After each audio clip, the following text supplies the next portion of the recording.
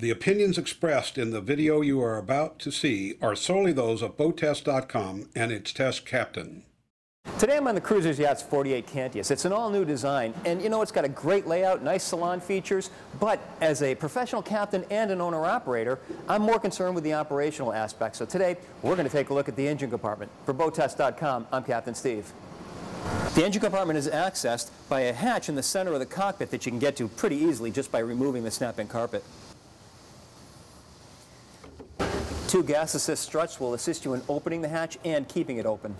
When you're getting in and out of the engine compartment, use the channel going around the hatch to grab onto it. It becomes a natural handhold for climbing up and down the ladder. Once down in the engine compartment, you can clearly see this is one of the nicest laid out engine rooms that I have seen in a boating class. In the center of the engine compartment, 5 feet 3 inches to the bottom of the stringer. 5.5 feet by 3.5 feet of fiberglass diamond plate decking in the engine compartment. IPS engines are well known for giving their compact space, which allows you more room in the salon, but clearly it also adds plenty of room inside this engine compartment. In this installation, we have twin IPS 600 430 horsepower diesel engines. Now, we're fortunate in this aspect as the pod is removed in this installation. Cruisers ships it without the pod to save on cost, but to install it, they make it nice and easy. There's a hook to attach a winch to bring the pod right up through this hole. Let's take a 360-degree tour of this engine compartment, starting over on the starboard side where you've got underwater exhaust, your trim tab pump, and a hydraulic pump for your hydraulic swim platform. And one thing you can immediately start to notice is how everything in this engine compartment is labeled. And also there's a convenient handle for emergency pumping.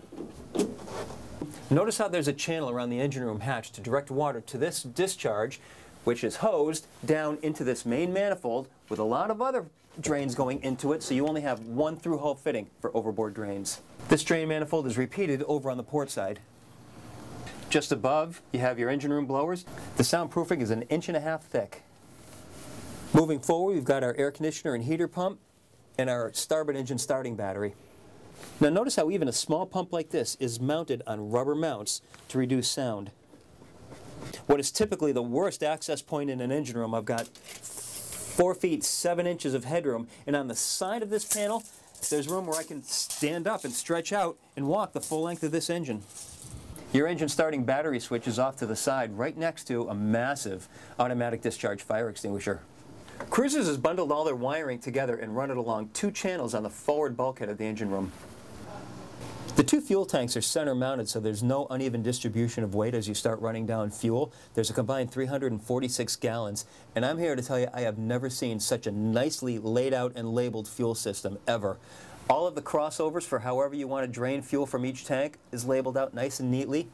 Starboard engine fuel strainer, generator, port engine fuel strainer, all of your feeds and returns are all labeled clearly.